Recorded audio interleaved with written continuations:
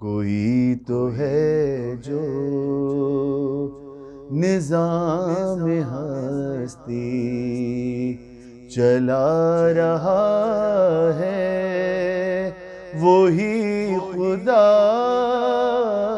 ہے، دکھائی بھی جو نہ دے نظر بھی جو آ رہا ہے، وہی خدا ہے، وہی خدا ہے، وہی خدا ہے، وہی خدا ہے۔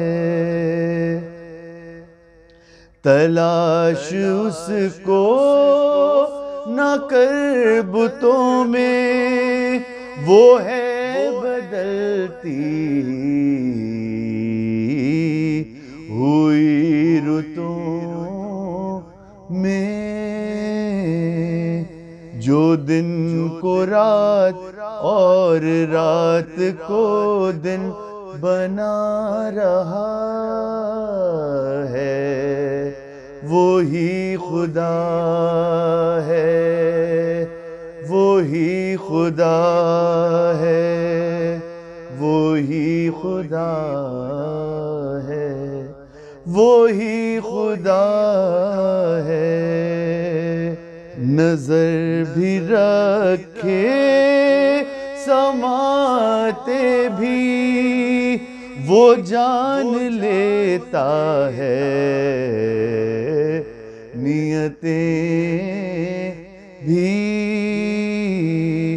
جو خانہ لاشعور میں جگمگا رہا ہے، وہی خدا ہے، وہی خدا ہے، وہی خدا ہے، وہی خدا ہے۔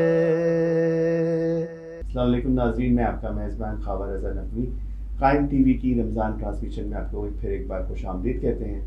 ہمارے ساتھ موجود ہیں مولانا اسد علی زیدی، جو کہ اجداد پیغمبر کے موضوع پہ گفتگو فرما رہے ہیں۔ آئیے ان کی طرف چلتے ہیں اور ان سے آج کے پروگرام کا آغاز کرتے ہیں اور ان سے کہتے ہیں کہ ہمارے اس موضوع کو دوبارہ سے شروع کریں۔ جی السلام علیکم۔ علیکم السلام ورحمۃ اللہ۔ میں پہلے تو دعا گو تمام ناظرین اور سامعین کے لیے، پروردگار اس برکتوں اور رحمتوں کے مہینے میں آپ پہ اپنی رحمتیں اور برکتوں کا نزول فرمائے سب سے پہلے، اور ظاہر ہے کہ عبادتوں کا مہینہ ہے، دعاؤں کی قبولیت کا مہینہ ہے، ہمیں بھی اپنی دعاؤں میں یاد رکھیے، قائم ٹی وی کو بھی یاد رکھیے۔ دوسرا یہ کہ ہم مسلسل گفتگو کر رہے ہیں، ہم نے جس گفتگو کا آغاز کل کیا پہلی ماہ مبارک کو، اجداد نبوی، تو دیکھیے یہ، اور اس کا مقصد بھی یہی ہے جیسا میں نے کل بیان کیا کہ جب کردار مصطفیٰ پہ بات کی جائے تو اجداد مصطفیٰ پہ بات کی جانی بہت ضروری ہے، کیونکہ کردار سے پہلے دیکھیے انسان کی شخصیت بعد میں پہچانی جاتی ہے، لیکن اگر آپ کسی شخصیت سے پہلی مرتبہ مل رہے ہوں اور اس کا صرف حسب و نسب جانتے ہوں اور یہ جانتے ہوں کہ اس کا تعلق کس خانوادے سے ہے، تو وہی بات اس کے تعارف کے لیے ایک حد تک کافی ہوتی ہے۔ ایک شخص جو ہے وہ کسی مشہور اور اچھے اور باکردار خاندان سے تعلق رکھتا ہے تو یقیناً آپ کی امید یہی ہوتی ہے کہ یہ خود بھی باکردار ہوگا اور انہی خصائص اور شمائل کا مالک بھی ہوگا جو اس خاندان کے ہیں۔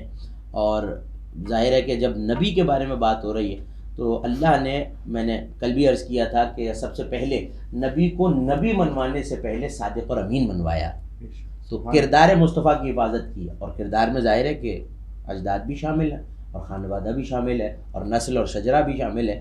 تو کیسے ہو کہ اللہ اگر زبان کے پہرے پہ یہ کہہ رہا ہے کہ وما ینطق عن الہویٰ، کیونکہ دین پہنچانا ہے، ہمارا جو عقیدہ توحید ہے وہ صداقت مصطفیٰ پہ باقی ہے۔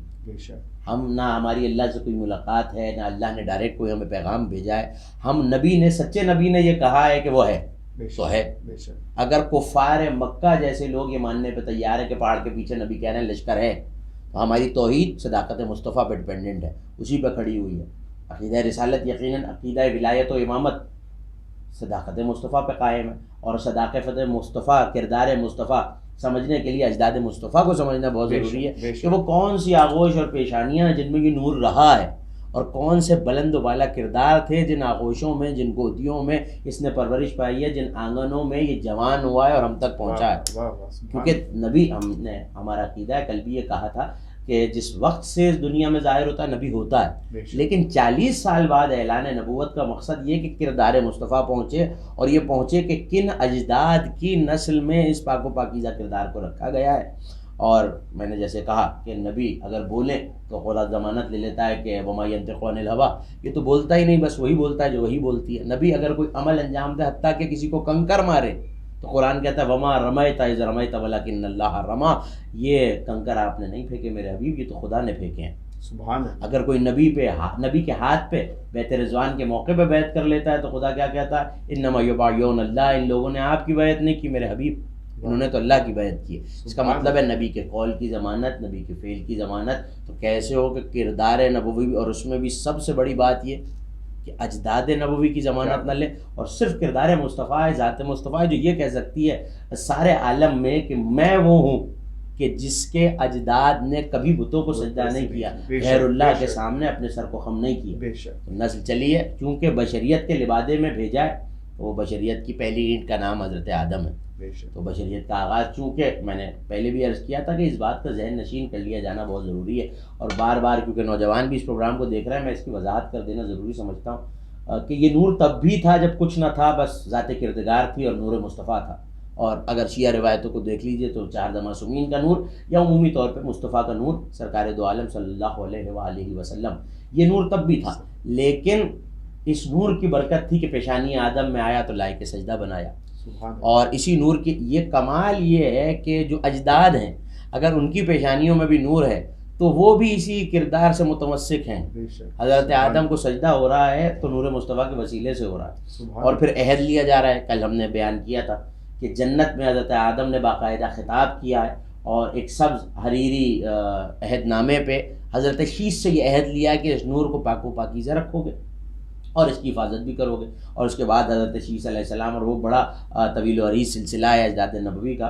ہمارے پاس ظاہر ہے کہ اتنا وقت، دامن وقت میں اتنی گنجائش بھی نہیں ہوتی، ایک معین سا وقت ہوتا ہے، اور ہم چاہتے بھی یہی ہیں کہ جو بالکل امیڈیٹ اجداد ہیں سرکار دو عالم کے، جناب عبداللہ ہیں، جناب عبد المطلب ہیں، جناب ہاشم ہیں اور جناب عبد المناف ہیں. زیادہ تر گفتگو تو یہ تمہید کے طور پہ یہ گفتگو آپ محفوظ کیجئے، آج کی اور کل کی گفتگو ہم آپ تک پہنچا رہے ہیں، کیونکہ اس سلسلے کو حضرت آدم سے لے کر وہاں تک آنا اور اس کا سمجھنا بہت ضروری ہے. اجداد کی بھی میں نے عرض کیا کہ یہ نور چلتے چلتے چلتے چلتے اگر حضرت نوح اور حضرت ابراہیم کا زمانہ بھی آیا تو حضرت ابراہیم کا لقب ہے جد الانبیاء.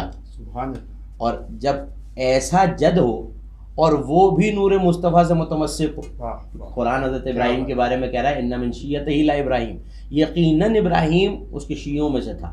امام فخر الدین رازی بہت بڑا نام ہے علماء عالم اسلام میں، انہوں نے اپنی تفسیر میں لکھا کہ اللہ نے جب ملکوت کی زیارت کرائی، قرآن میں اللہ کہتا ہے ہم نے ابراہیم کو ملکوت کی زیارت کرائی تو وہاں نور مصطفیٰ دیکھا، اور جب نور مصطفیٰ دیکھا تو کہا پالنے والے مجھے اس کا شیعہ بنا دے. تو جد ہو کے بھی ابراہیم نور مصطفیٰ کی زیارت کر رہے ہیں اور اس سے اپنے قلب کو منور کر رہے ہیں. اگر آگ میں پھینکا گیا ہے تو حضرت ابراہیم نے نور مصطفیٰ سے توسل کیا اور وہ آگ حضرت ابراہیم کے لیے پھر گلزار بھی ہو گئی. اس کا مطلب ہے کہ، اور یہ جو نبی کہہ رہے ہیں حضرت ابراہیم کا تذکرہ یوں ضروری ہے کیونکہ جد الانبیاء ہیں اور سارے اجداد انبیاء دین ابراہیمی پہ انہوں نے اپنی زندگی گزاری ہے اور عبادت بھی ویسے ہی کی ہے. کیونکہ ہر کسی کے آگے جب بت کے آگے سر نہیں جھکا رہے اور غیر اللہ کی عبادت نہیں کر رہے تو یہ بھی سوال ہوتا ہے کہ اجداد انبیاء کا دین کیا تھا. اجداد پیغمبر، پیغمبر اکرم کے والد، ان کے دادا، ان کے پردادا، ان کا دین کیا تھا؟ تو وہ دین، چونکہ وہ سب نسل ابراہیم میں تھے تو وہ دین ابراہیمی پر تھے.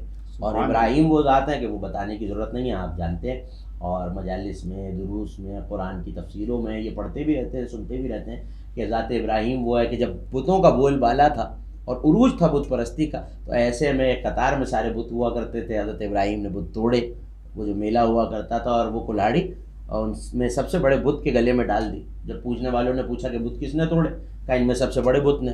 تو کہا یہ تو ہل ہی نہیں سکتا. کہا تو جب یہ ہل ہی نہیں سکتا تو اس کی عبادت کیا کرتے ہو، یہ تمہیں کیا نفع پہنچائے گا؟ سورج نظر آیا تو لوگوں نے سورج پرستی کی تو ابراہیم نے کہا یہ تو ڈوب جاتا ہے، یہ میرا خدا نہیں ہے. چاند نظر آیا تو چاند کی پرستش کی تو پھر حضرت ابراہیم نے کہا یہ تو چھپ جاتا ہے سورج کے آنے پہ، یہ میرا خدا نہیں ہو سکتا.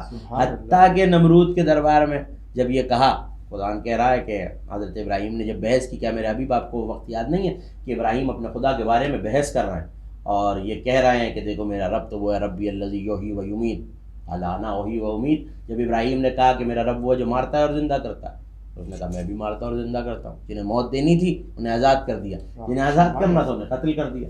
پھر حضرت ابراہیم خلیل اللہ، جد انبیاء، جد پیغمبر، جد حبیب خدا، انہوں نے یہ کہا کہ دیکھو میرا رب مشرق سے سورج نکالتا ہے، مغرب میں غروب کرتا ہے.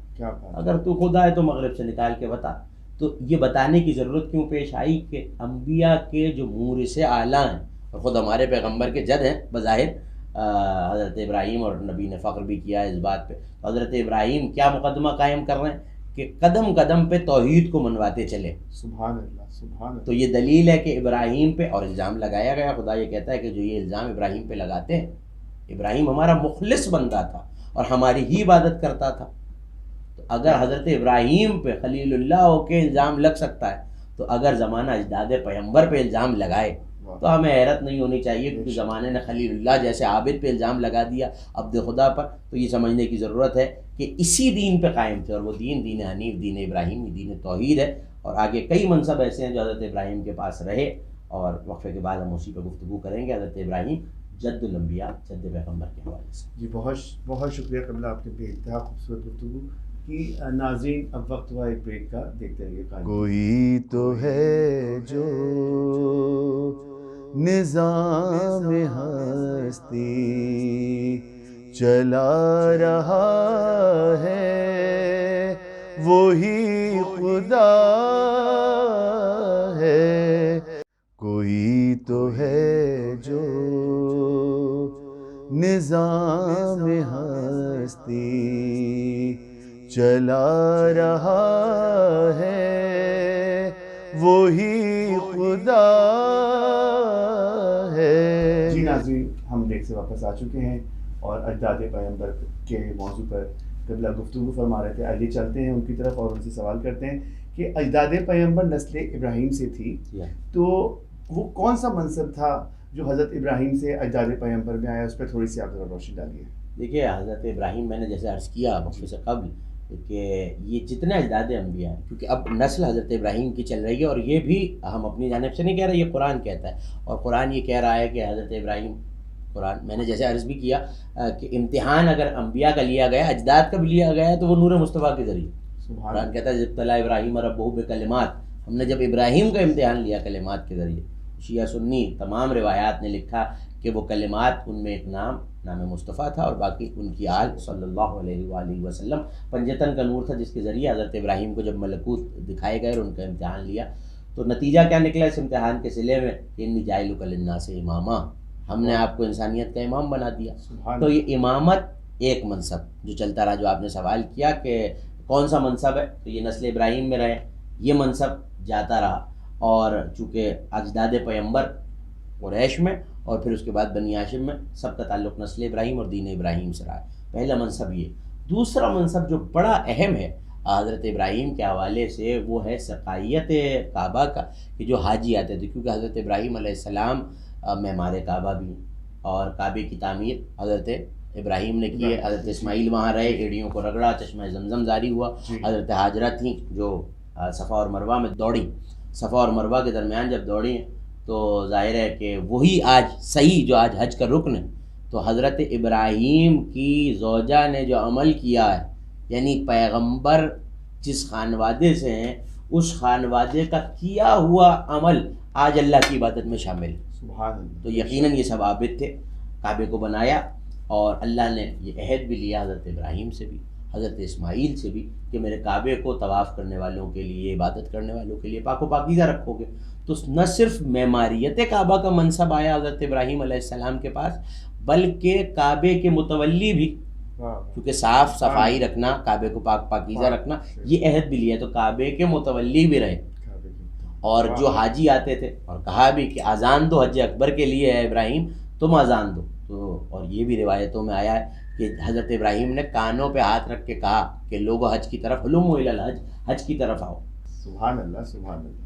تو اب یہ عہد جو لیا گیا ہے، تو نہ صرف یہ کہ کعبے کی تعمیر کا، بلکہ یہ عہد بھی لیا گیا اور حضرت ابراہیم جب چھوڑ کے گئے جی. تو وادی غیر ذی زرعن کا ہے جہاں زراعت نہیں تھی، تو ایسی جگہ چھوڑ کے گئے. تو جب آذان دی ہے، میں عرض کر رہا تھا کہ آذان جب دی ہے تو پہاڑی پہ کھڑے ہو کے کہا کہ ہلوموا الی الحج، حج کی طرف آؤ. تو علماء نے اس کی تفسیر میں لکھا کہ اب ظاہر ہے کہ سب انسان تو اس وقت موجود نہیں تھے، ابراہیم تو اپنی دور کی انسانیت کے امام ہیں. تو مفسرین نے لکھا کہ جو صلبوں میں تھے اور اس وقت سن رہے تھے اور انہوں نے لبیک کہا اللہم لبیک، تو وہی شخص حج کو جائے گا جس نے صلب میں لبیک کہا.